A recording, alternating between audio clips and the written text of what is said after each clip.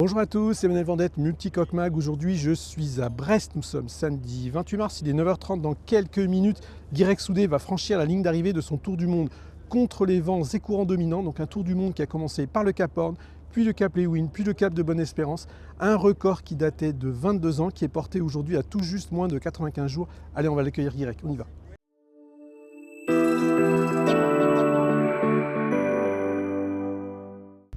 « 9h34, le nouveau temps de référence n'est pas encore affiché sur le tableau du PC Course.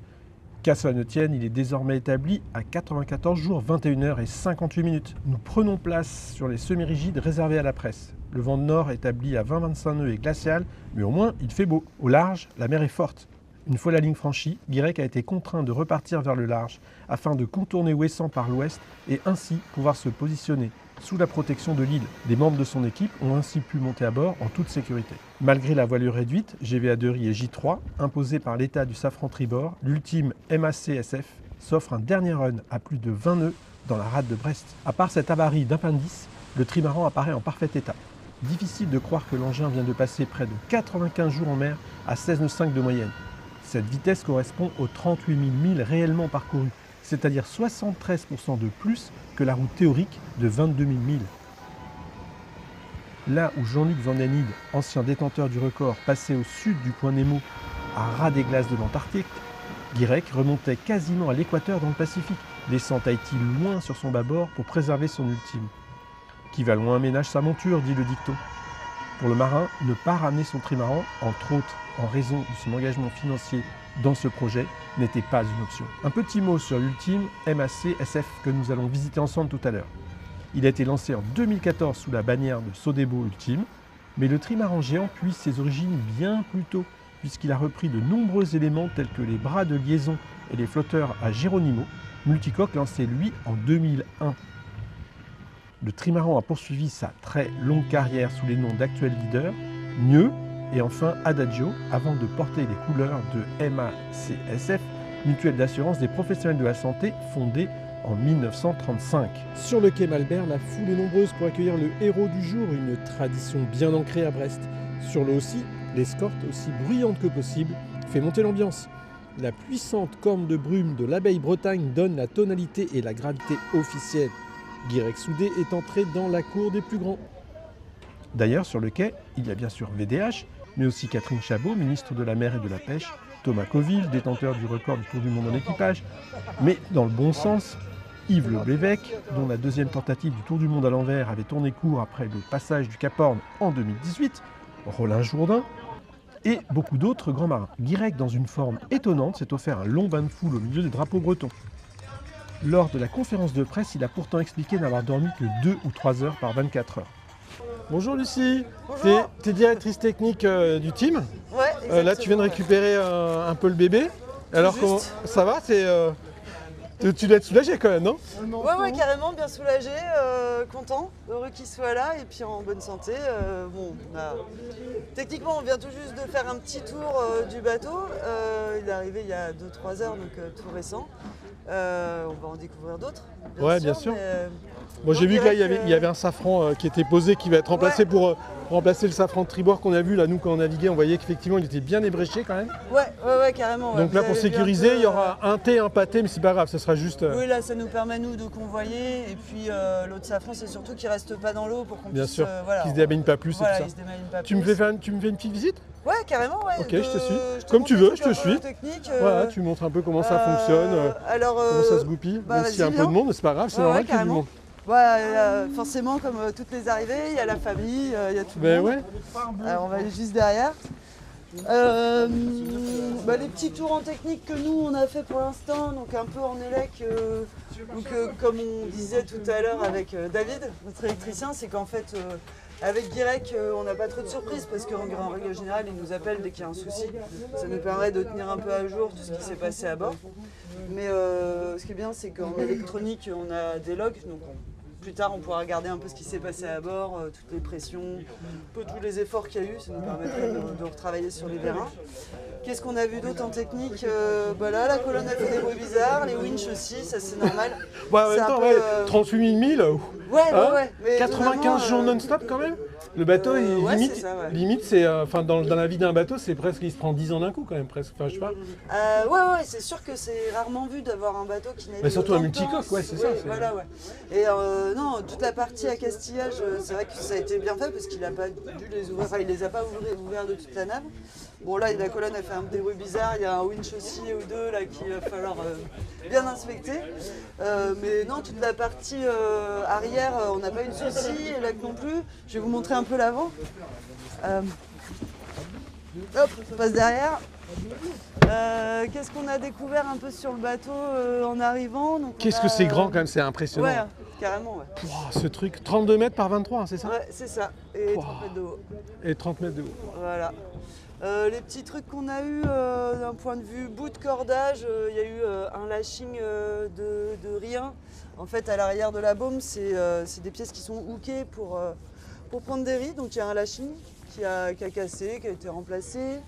Le lashing de tétière aussi, là, quand on a démonté la voile, on s'est rendu compte qu'il était temps que ça arrive. Voilà, le foil, du coup là il en a parlé. Ah oui, c'est sa boîte qui est cassée, c'est ça? Voilà, ouais, il y a le boîtier, donc ça c'était sur la descente. Et donc lui, le foil, il pouvait plus servir du tout? Alors au final il pouvait s'en servir, mais avec plus de travaux, on va dire. Ah oui, c'est ça, c'était genre la mise en place, c'était vraiment pénible quoi. Ouais, voilà, exactement. Et c'est surtout, bon, une fois mis en place, ça tient. Il fallait quand même le sécuriser avant-arrière, et surtout quand il est en haut, il fallait le remonter avant-arrière avec des sangles. Donc en fait, c'était quand même toute une procédure pour le mettre en place. Ouais. Voilà, mais sinon, mécanique, hydraulique, tout ça, pour l'instant, on n'a rien vu. Et donc là, le bateau, il va être sorti de l'eau rapidement, je suppose? Alors, pas tant que ça, en fait. C'était un peu le challenge des petites équipes, c'est de minimiser nos temps de chantier et les manutes sur ce genre de bateau qui sont quand même assez coûteuses. Donc on croisait les doigts pour qu'il n'y ait pas de gros problèmes. Donc nous demain, justement, ça va être un peu inspecter la structure du bateau. Okay. Et là, ultrason, comment ça se passe? Non, on ne va pas aller jusque là parce que ça coûte un peu cher. Ce qu'on va faire, c'est qu'on va ouvrir les trappes. Dans les flotteurs, là, on a toutes les trappes d'accès et les trappes avant, et on va passer un peu de temps à faire du tapping, ce qu'on appelle du tapping. D'accord, tap, à l'oreille, voilà, pour aller voir en fait toutes les jonctions, tous les points un peu cruciaux. Comme pour savoir où on met la cheville dans le mur, quoi.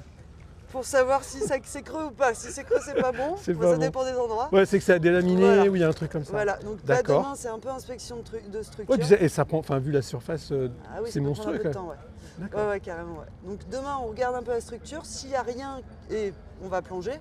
Et on va monter dans le mât. Une fois que tout ça c'est fait, réunion, est-ce que ça passe? Ça passe. Et dans ces cas-là, on sortira le bateau de l'eau qu'en juin. D'accord. L'idée, en fait, c'est de pouvoir faire les RP en mai. Donc voilà, d'éviter des allers-retours. Je comprends. Donc il n'y aurait qu'une sortie d'eau avant la route du Rhum. Voilà, avant la route du Rhum, on ferait un chantier juillet-août. Juillet-août à sec, et puis refaire la déco, refaire tout ce qu'on a à faire. Et par exemple, les voiles, par exemple, elles sont encore... Alors les voiles, ce qui est bien, c'est que Guirec, il a quand même ce truc-là, c'est de se dire que les voiles, c'est son vrai moteur. Ça peut pas casser, c'est important. Donc, et puis bon, on avait quand même des voiles qui étaient un peu vieilles. Donc il a acheté 9 chez Incidence, GV, J2 et J3. Donc les 3 voiles principales, le J2 qui est là dans son taux, la GV et le J3. Ouais, les autres voiles, elles sont sur les sacs là, côté bâbord. Et après on a en plus 2 autres voiles, donc ça on a pris de l'occasion, mais un peu neuf aussi. Donc en voile, il n'y a aucun souci. Là, c'est dingue quand même. Tu te dis, le bateau, il a fait un tour du monde à l'envers. Il a navigué 95 jours, les voiles c'était en l'air, enfin pas tous les phoques, mais en tout cas la GV, elle était en l'air 95 jours et hop, elle repart quoi. Bah ouais, carrément. Après, ça a été bien étudié, c'est une voile qui est faite qu'on a demandé assez renforcée. Voilà, on voulait quelque chose qui tienne la route, et je pense qu'il y a eu un vrai boulot de fait là-dessus avec Incidence pour justement que ça tienne dans le temps. Tant qu'à faire faire des grosses voiles comme ça, c'est bien que ça tienne dans le temps. Ouais.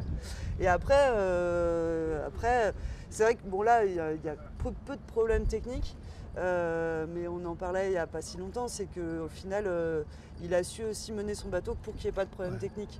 Il a fait attention, on en avait parlé avant. Et puis il nous a dit pendant la conférence, il y avait plein de checks. Les vérins, le truc, il a fait des petites job lists. Voilà, les checks, c'était vraiment... Ouais. J'étais pas à la conférence, mais c'est bien. Mais oui, il en a parlé. Sa petite job list et il devait cocher à chaque fois. Et ouais, faire des tours réguliers, mais bon, il y a toujours des petites pièces où il faut faire très attention à l'utilisation si on ne veut pas que ça s'abîme, quoi. C'est un sport mécanique. Bon, en tout cas, une super préparation aussi. Enfin, bravo. Belle préparation, mais il a su aussi, avec ça, faire que ça ne s'use pas, quoi, non plus. Pas forcément sans tirer sur le bateau, mais en faisant attention à quand on utilise une pièce mécanique qui peut être un peu subtile, à le faire doucement. Et pour ça, on lui fait confiance. Merci, Lucie. Avec plaisir. À bientôt. À bientôt. Alors, c'est une vraie cuisine. Ça permet quand même un petit peu plus de confort et de pas manger froid. C'est ce que nous précisait Guirec. Alors ici à l'avant, on a le poste de commande. Alors vous verrez qu'on a une vue ici sur le plan de voilure et également en panoramique. Une vraie couchette pas longue mais quand même. Moyen de dormir. Le fameux chapeau de Guirec est devenu iconique. Et ici, là il y a du monde parce que c'est l'arrivée, mais ici c'est la zone technique.